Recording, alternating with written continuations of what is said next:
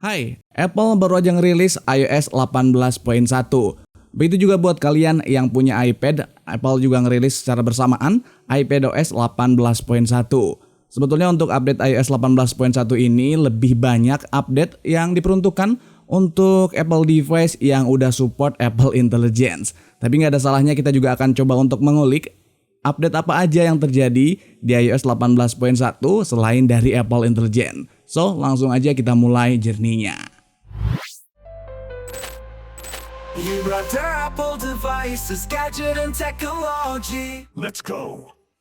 Oke, gua udah install iOS 18.1 di iPhone 14 dan iPhone XR punya gua. Yang gua pegang ini adalah iPhone 14. By the way, di iOS 18.0.1 di iPhone gue ini masih ada bugs di bagian kamera. Nanti kita cek apakah di iOS 18.1 ini masih ada bugs yang terjadi atau udah aman. Kita mulai, yang pertama adalah dari size update-nya dulu. Teman-teman bisa dilihat di sini untuk size update-nya iPhone 14 punya gua. Ini update dari 18.0.1, ukurannya 1,64 GB. Yes, agak lumayan gede, jadi pastiin WiFi atau jaringan yang kalian pakai untuk update itu stabil.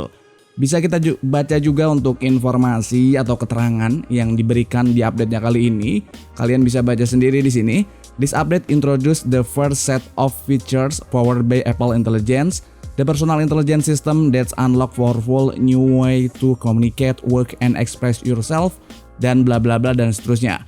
Intinya update kali ini memang diperuntukkan atau update besar untuk Apple Intelligence, di mana hanya support beberapa device aja, yang artinya untuk iPhone 14 punya gue ini nggak support Apple Intelligence, karena untuk iPhone yang udah support Apple Intelligence atau AI itu dari iPhone 15 Pro sampai yang terbaru iPhone 16 series. Untuk iPhone 15 yang reguler aja nggak ada Apple Intelligence, apalagi iPhone 14 dan iPhone yang lebih lama lainnya.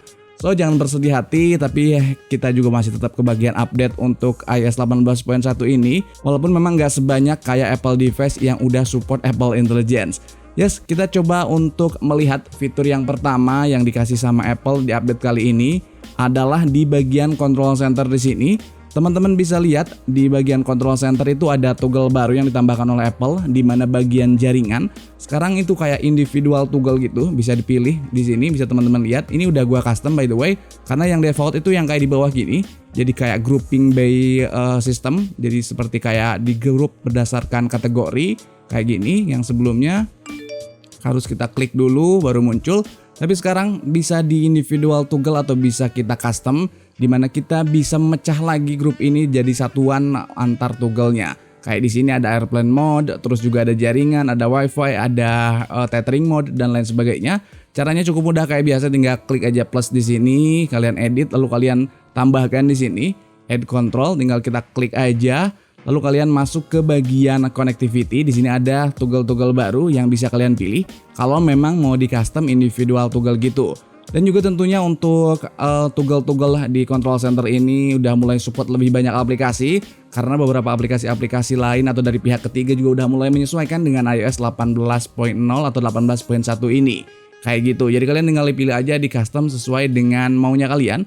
Apakah lebih enak kelihatan kayak individual toggle kayak gini atau di grouping kayak contoh yang di bawah ini. Kayak gitu. Tinggal dipilih aja dan disesuaikan, dan kalian bisa memilih sesuai dengan preferensi kalian aja. Untuk fungsinya tetap sama, nggak ada perubahan apa-apa. Oke, yang kedua adalah di bagian call recording. Jadi kalau kita melakukan panggilan, baik panggilan itu adalah panggilan untuk melalui jaringan seluler maupun melalui FaceTime, itu udah support untuk melakukan direkam. Jadi panggilannya itu ketika kita melakukan panggilan udah bisa direkam, nanti hasil rekamannya baik itu suara maupun transkrip dari teksnya akan masuk ke aplikasi Notes kayak gitu. Cuman untuk aplikasi WhatsApp, Telegram kayak gitu belum support untuk melakukan call recording, hanya support dari aplikasi bawaan Apple aja, kayak call di sini, kayak panggilan telepon seluler biasa dan panggilan FaceTime itu udah support. Untuk WhatsApp dan Telegram sebetulnya itu bukan karena iOS-nya, lebih kepada aplikasinya aja yang memang belum melakukan pengembangan. Mungkin ke depan juga bakal support. Jadi tergantung aplikasinya dari pihak ketiga, apakah akan memberikan fitur tersebut atau enggak. Kayak gitu.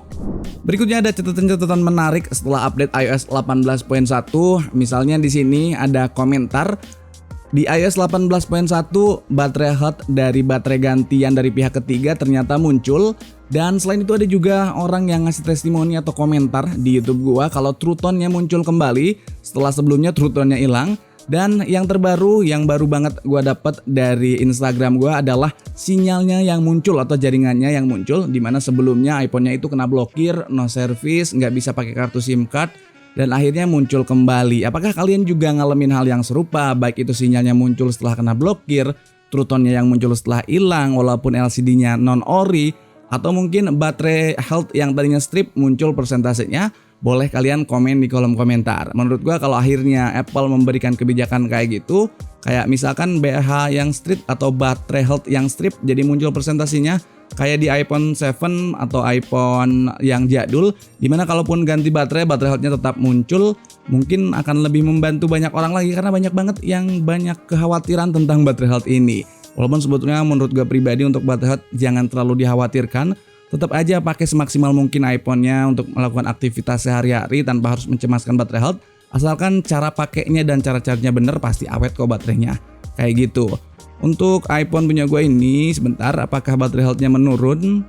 Bentar, kita lihat di baterai health tadinya 94 dan masih 94%, tidak ada penurunan baterai health. Biarpun mungkin dari teman-teman ada yang update dan adanya penurunan baterai health, itu juga jangan dikhawatirkan.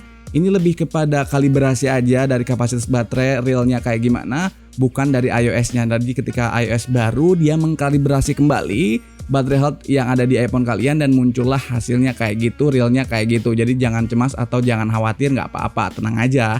Jangan terlalu khawatir dengan yang namanya baterai health kayak gitu. Untuk modem firmware-nya bisa kita cek juga sebentar.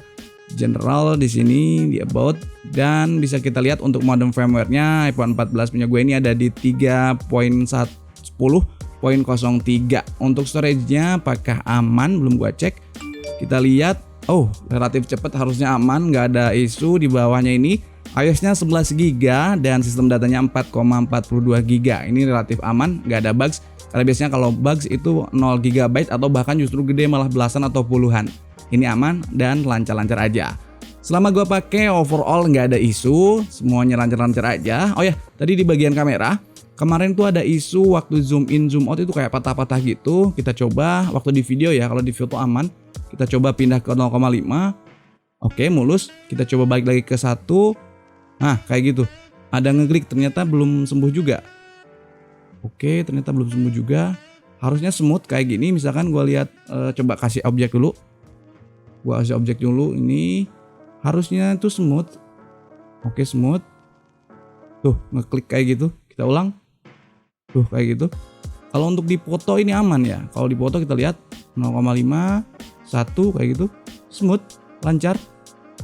Kayak gitu, oke. Kalau di video kayak tadi 0,5 ke 1, nah ngeklik gitu. Kayak ada shaking kayak gitu.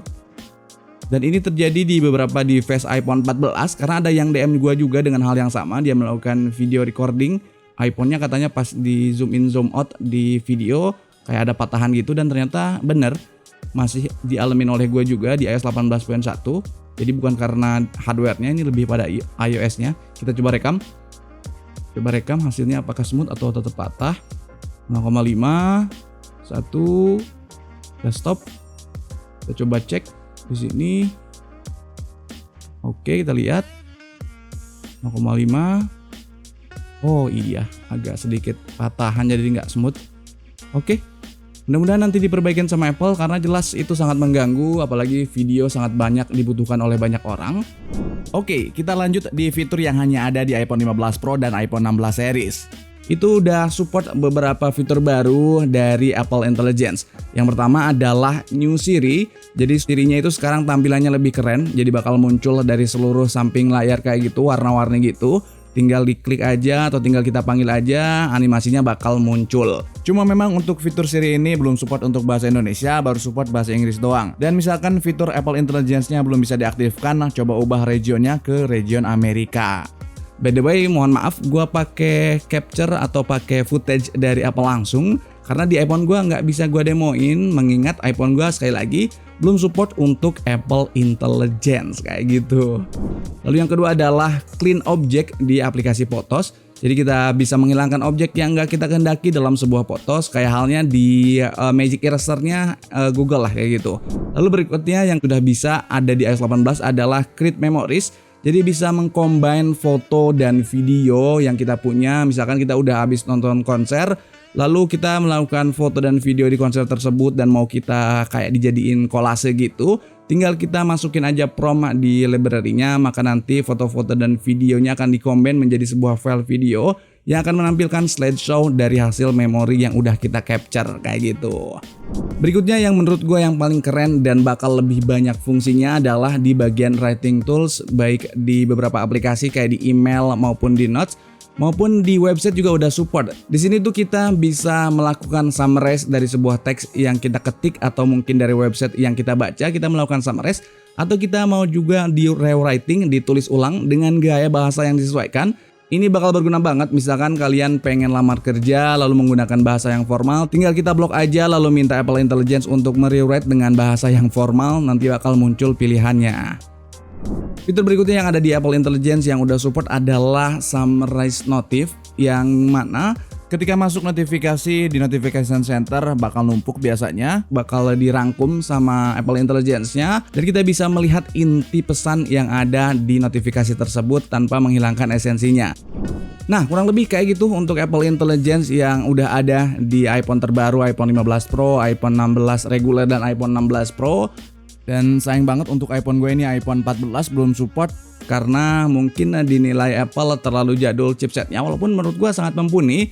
Lebih kepada langkah strategi marketing Apple aja kayaknya ya, biar kita ganti dengan iPhone model terbaru. Tapi tanpa Apple Intelligence pun nggak mengganggu keseharian kita, walaupun sejujurnya gue agak sedikit iri kalau Samsung aja untuk level mid-range-nya mereka kebagian Apple Intelligence. Tapi kenapa Apple di level iPhone 14 yang dimana baru rilis di tahun 2022 masih relatif muda nggak kebagian, itu agak sedikit menyedihkan sih. Harusnya gitu, harapan gue tuh ada di iPhone 13 lah mulai udah ada Apple Intelligence, walaupun memang nggak full feature gitu. Tapi sayang banget akhirnya nggak kebagian kayak gini. Ya mudah-mudahan nanti kalau teman-teman pengen nyoba Apple Intelligence ada rezekinya buat ganti iPhone. Amin, amin. So bagaimana dengan iOS 18.1 yang udah diinstal di iPhone kalian? Apakah sekarang lebih baik daripada iOS 18.0.1 atau masih aja bugs-bugs terjadi? Kalau terjadi bugs apa, boleh kalian komen di kolom komentar, ceritain kendalanya, dan kalau ada hal-hal yang ingin tanyain, boleh banget tanyain di kolom komentar. Thank you udah menyimak video ini sampai selesai. Kalau ingin tahu lebih banyak, kalian klik video gue yang lain. See you next video. Bye-bye. Apple devices, gadget and technology.